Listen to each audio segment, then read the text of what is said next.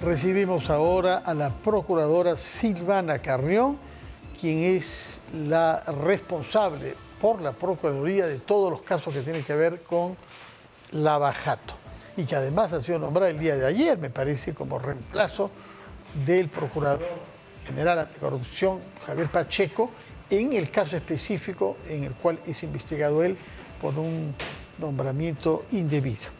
El señor Pacheco continúa siendo procurador, naturalmente, pero ha tenido que dejar un caso en beneficio suyo para no tener un conflicto de interés, naturalmente.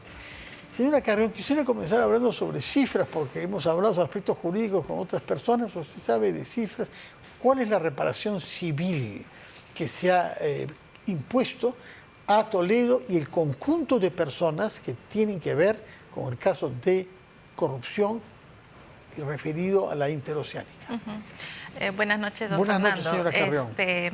Sí, bueno, con relación al proyecto interoceánica, tramos 2 y 3, que vimos que esta semana se inició la audiencia intermedia, ahí la Procuraduría, que represento, ha solicitado una reparación civil de 1.800 millones de soles. 1.800 millones de soles. Más de 400 millones de dólares. Sí, más 400 millones de dólares, ¿no? Hemos solicitado un monto en soles y un monto en dólares.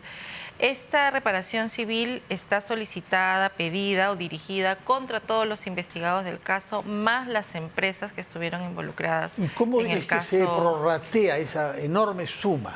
¿Cuánto se atribuye como reparación civil a cada? ¿Cuántas personas individuales hay?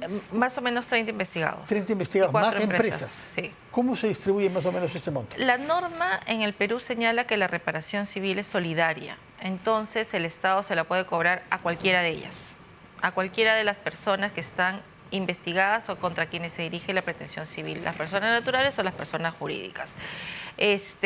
No dice la norma, no establece la norma que se pida un monto en específico para cada una de ellas, sino la reparación civil es solidaria porque naturalmente el agraviado, que en este caso en el Estado, no debe tener el trabajo de ir a pedir por porciones o por cuotas a cada uno de los investigados, sino que le puede pedir a cualquiera de ellos, ¿no? Ya si alguno de ellos paga la totalidad de la reparación civil, puede repetir, como dice la norma, ¿no? Cobrarle al otro por lo que ha pagado ese demás, pero ya será un problema entre ellos, ¿no?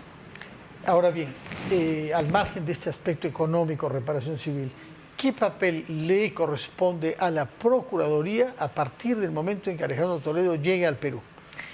Nosotros somos un sujeto procesal más en la investigación. De hecho, hemos participado activamente en todo el proceso penal, en la investigación que tiene a su cargo el doctor Pérez Gómez, y también hemos participado de manera activa en todo este proceso de extradición. Digo de manera activa, en los procesos de extradición el Perú no puede participar directamente en el proceso judicial en Estados Unidos. Como sabemos, el Perú es representado por el Departamento de Justicia en los Estados Unidos en el proceso judicial de extradición, pero sin embargo toda la información que se nos ha sido solicitada para soportar, ¿no? o brindar de manera técnica alguna información ha sido proporcionada desde la Procuraduría DOC también, ¿no? Y conjuntamente la Fiscalía principalmente también ha brindado mucha información y los elementos de prueba.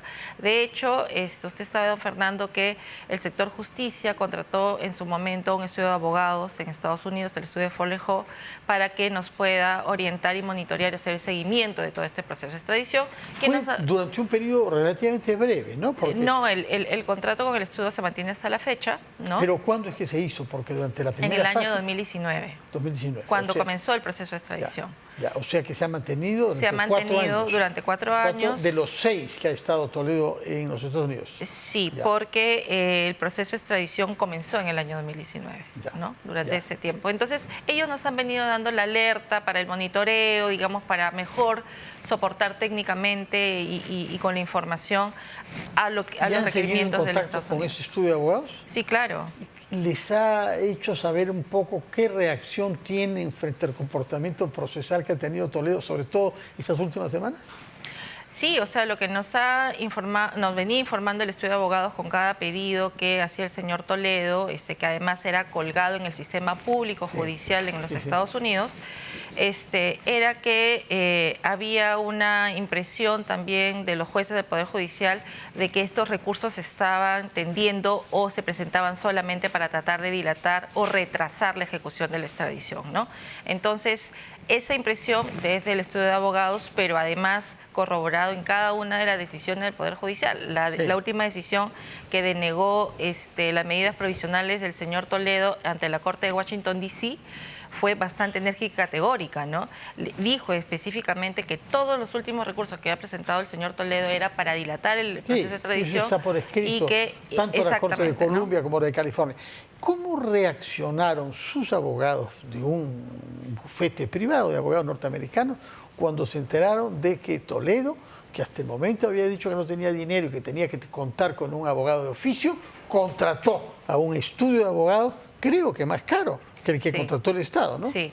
Eso fue una de las primeras cosas que alertó el estudio de abogados contratado por el Estado peruano, de que el estudio de abogados contratado por el señor Toledo era un estudio importante, digamos, en Washington, porque además lo que llamaba la atención es que lo presentaba en otro estado, en otra corte. Hasta el final intentó que Columbia... pero que además eso significa un costo adicional también del litigio, ¿no? Con un estudio de abogados efectivamente bastante oneroso en ese país, en ese estado en específico, y con una acción novedosa, como decían ellos, ¿no?, que nunca antes se había presentado en este tipo de litigios en los procesos de extradición. ¿Cuál era la acción novedosa? La acción civil que presentó el señor Toledo ante el distrito de Washington, D.C., ¿no? Porque nunca se había cuestionado la decisión del Departamento de Estado.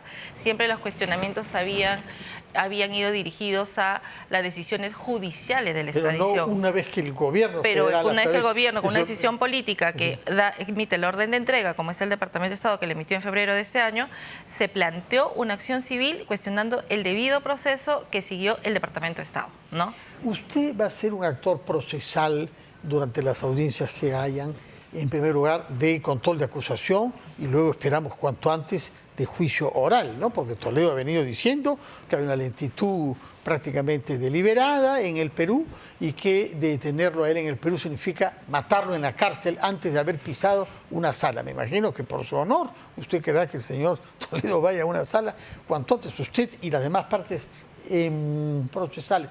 ¿Cuánto tiempo prevé que pueda demorar el proceso Toledo hasta que haya una primera sentencia?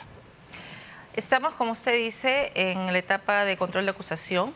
El juez Concesión Carguancho, de hecho, ha fijado ya las audiencias siguientes, o sea, vamos a tener un cronograma rápido, digamos, de audiencias en esta etapa de control intermedio. ¿Presencialmente? Con Toledo presencialmente, si es que él ya llega aquí a nuestro país, él debe ser trasladado o en todo caso conectado vía virtual, lo que disponga el juzgado, ¿no?, a través en el establecimiento penitenciario donde se ha internado, ¿no?, o trasladado para cada audiencia, ¿no? Cuando hay un prisionero de ese tipo, ¿se le traslada a la sala desde la DIROI? Se le traslada normalmente a la sala para que esté presente, así como están presentes el resto de investigados, ¿no?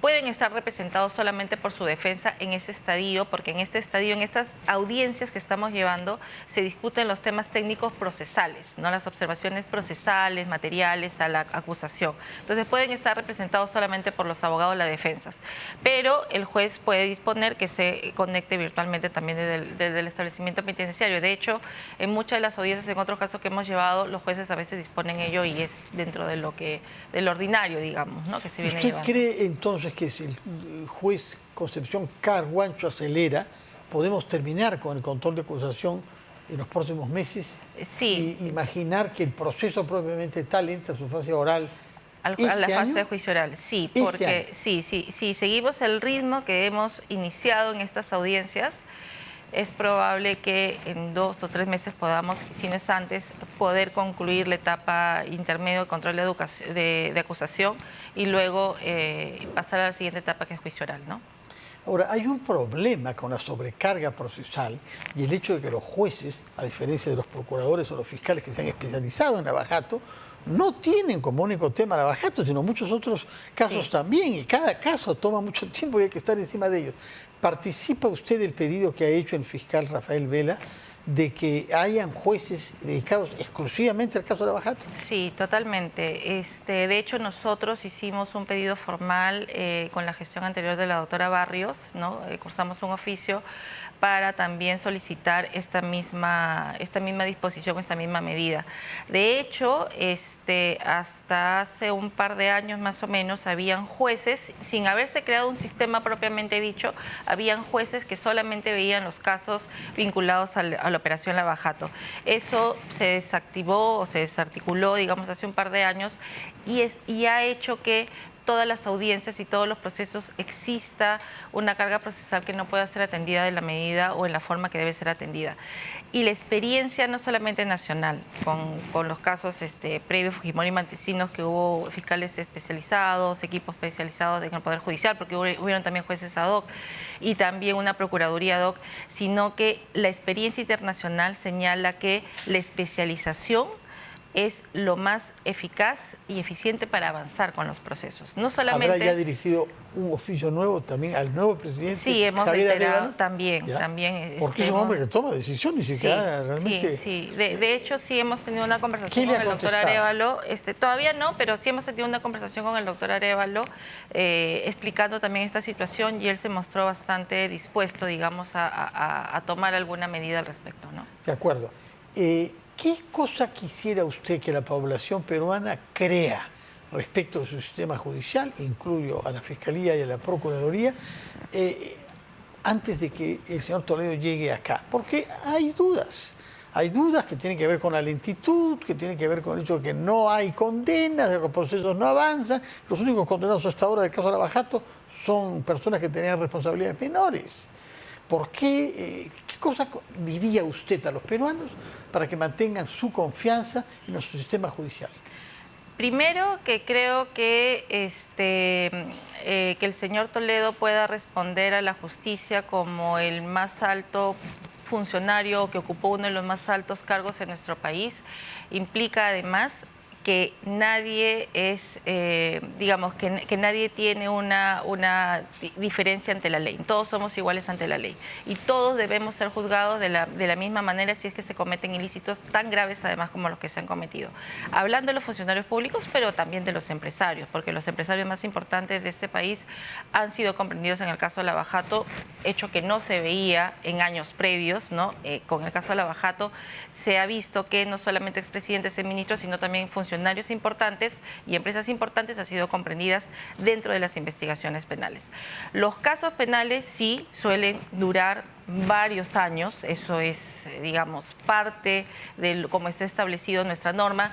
La norma procesal, por ejemplo, para una etapa le otorga 36 meses si se trata de un caso complejo. Se prolonga, ¿no? Y entonces que se prolonga y efectivamente hacen que los casos se alarguen. Pero además en el caso de Lavajato, vale decir, don Fernando, que son casos extremadamente complejos, o sea, no solamente por la cantidad de investigados. Ustedes están entrenados para hacer frente a esa complejidad. Casualmente, y la población quiere resultados. Casualmente, Oigo decir que es muy complejo hace años, pero estamos llegando casualmente a esa etapa, bueno, porque estamos yendo hacia los juicios orales. Y la veremos ya, ¿no? en acción cuando Toledo esté en el Perú y hayan audiencias relativas a lo que se le imputa. Silvana Carrión, muchas gracias. Recuerdo que usted es la procuradora ad hoc para el caso Lavajato y ha tenido la amabilidad de venir.